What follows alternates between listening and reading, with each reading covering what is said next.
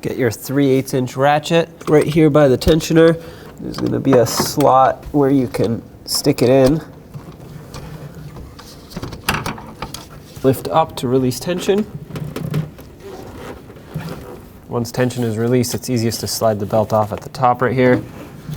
Let go of your tool, bring that down. Take your ratchet out of there, or whatever tool you used. And let's remove the belt, just to get things out of our way here.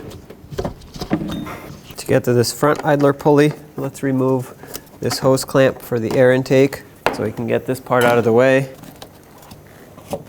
Okay. Push this aside. There it is right there. Get your 15mm socket. Let's break this free.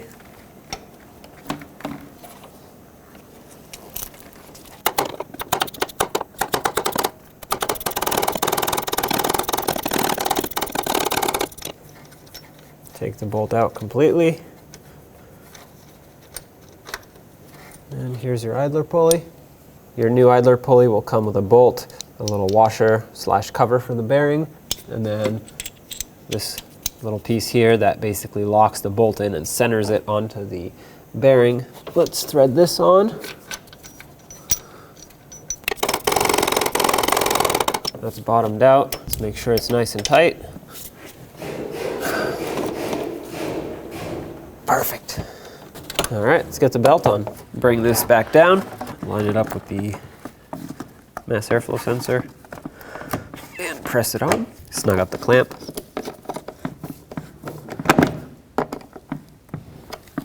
Next, I want to put the belt back on, and I'll show you the diagram of it on the screen. It's not going to be very easy, but just because it's hard to reach places.